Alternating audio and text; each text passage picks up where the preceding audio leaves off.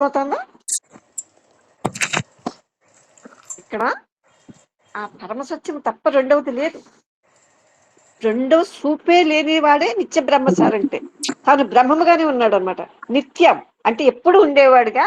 నిత్య బ్రహ్మసారం అంటే ఎప్పుడు ఉండేవాడు, తన స్థితి నుంచి ఎప్పుడు జారినవాడు అనమాట.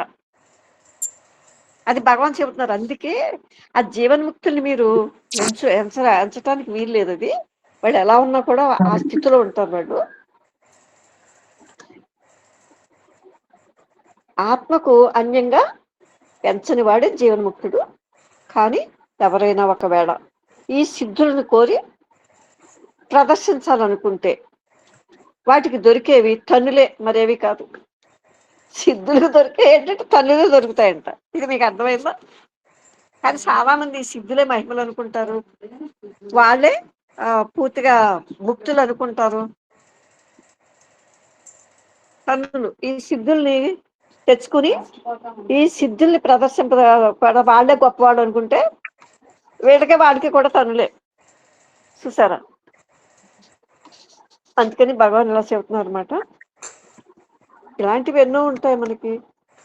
వాళ్ళు ఆ నలుగురు కూర్చుని మోము వెళ్ళిపోయిన తర్వాత మాట్లాడుకునే మాటలు అనమాట ఇదంతా కూడా.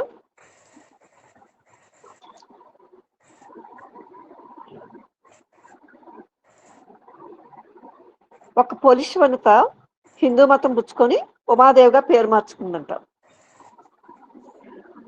హిందూగా మారే రోజుల్లో నేను మానసికంగా శివుని చూశానని భగవాన్ దగ్గరికి వచ్చి, భగవాన్ చూడక పూర్వమే నేను కొత్తాడంలో అట్టి అనుభవం కలిగింది నాకు. భగవాన్ నేను చూడలేదు, కానీ భగవాన్ కూడా నాకు కనిపించారు.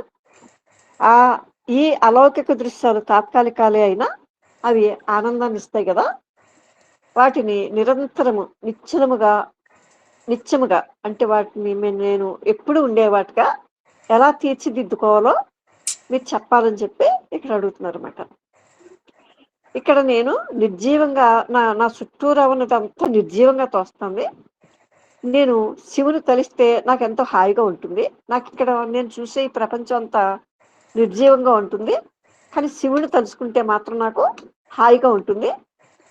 అందుకని నాకు ఆయన దర్శనం శాశ్వతంగా కలిగే ఉపాయం ఏదైనా ఉంటే మీరు భగవానే చెప్పమని అడుగుతారన్నమాట.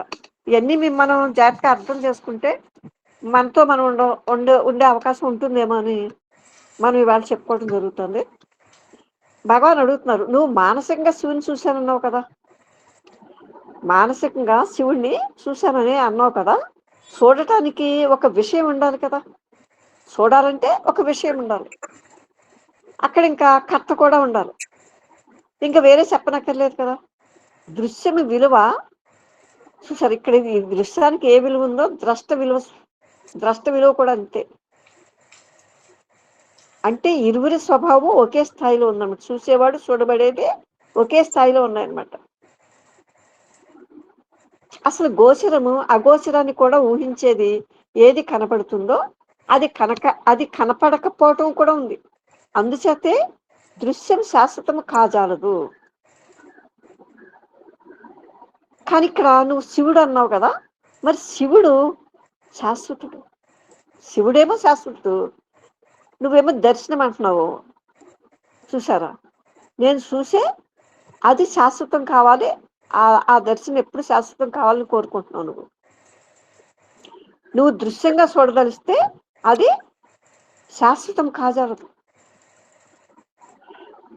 నువ్వు దృశ్యంగానే శివుని చూసావు మానసికంగా, అందుకని ఇది శాశ్వతం ఎలా అవుతుంది? నాకు శివ సాక్షాత్కారం అయిందంటే అక్కడ చూసే అక్షులు తప్పవు, చూడటానికి ఒక కన్ను ఉండాలి. ఆ వెనక ఇవన్నీ వస్తాయి. బుద్ధి చూసారా, దృక్కు, చూసేవాడు, చూడబడే వస్తువు, ఇలా అన్నీ వచ్చేస్తాయి అనమాట. అదే భగవాన్ చెబుతున్నారు, ఇది యథార్థం కాదు. శివం అది స్వయం వేద్యం.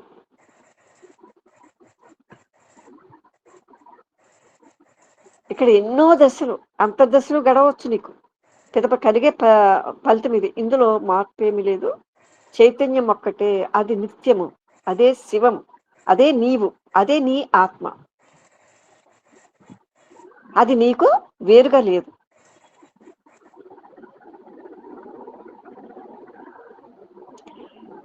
అందుకని ఇది చూ చూ ఏ వస్తువునైతే నువ్వు చూస్తున్నావో చూడబడేవాడికి వేరుగా అది లేదు.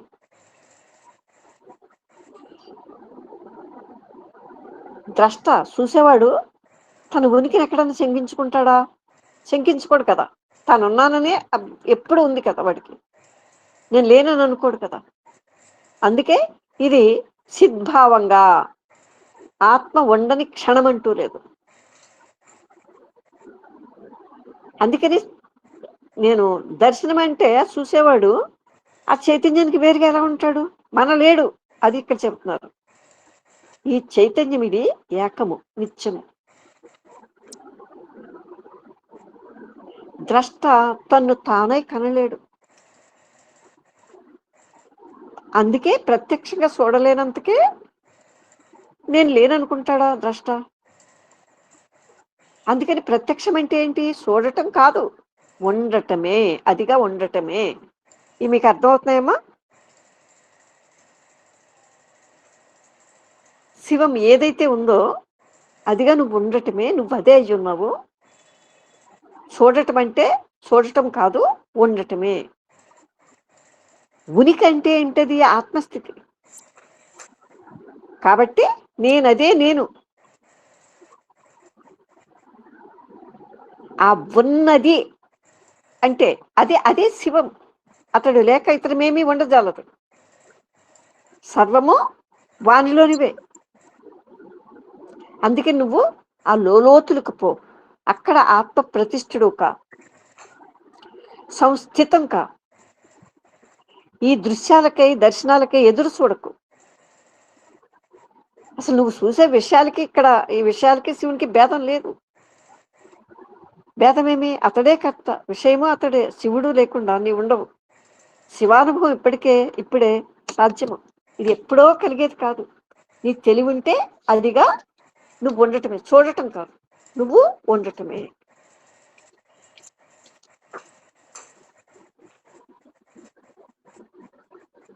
సరే భగవానే, ఈ శివానుభూతికి ఆటంకం ఆలోచనే కదా. ఈ ఆలోచనే, అది మానివే. అనుభూతి అందే ఉంది. నీ థాటే అడ్డం ఇక్కడ అని చెప్పి భగవాన్ అన్నప్పుడు అది సరే. కానీ భగవాను వీలైనంత త్వరగా ఇది నేను సాధించుకోవాలి.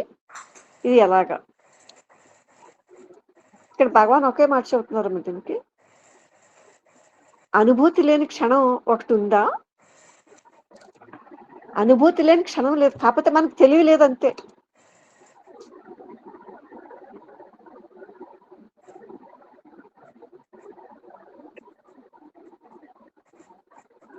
అది లేక నీవు లేవు. ఆ తెలివే ఆ ప్రజ్ఞే సుసరా. ఆ ప్రజ్ఞతో ఉండిపోమని చెప్తున్నారు అన్నమాట. అసలు అది లేని క్షణమంటూ లేదు. అది లేకపోవటం ఎన్నడూ లేదు.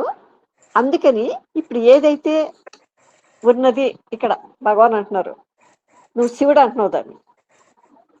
అది తప్ప వేరు లేదు. అదే నువ్వు. అలా ఉండిపో. దీనికి ఏం చేయాలని అడిగింది కదా.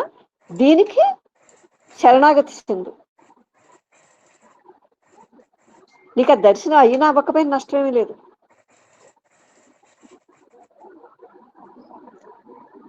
నువ్వు కోరుకున్నట్టు ఏదైనా దర్శనం అయిందనుకో, నువ్వు కోరినట్లు చేయగలనటం శరణాగతి కాదు. అది దైవాన్ని శాసించటం అవుతుంది అనమాట. ఇది కూడా మనకు తెలియదు.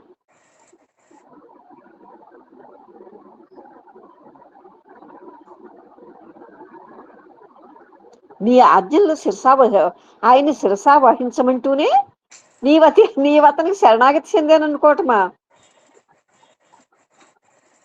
కాదది. అందుకని సర్వము సంపూర్ణంగా ఆ దైవీ శక్తికే వదిలివేయి. అప్పుడు నీకు ఏ చింత లేదు. నీ చింతలనియు ఆయనవే. శరణాగతి అంటే అదే. అదే భక్తి. అదే పరా.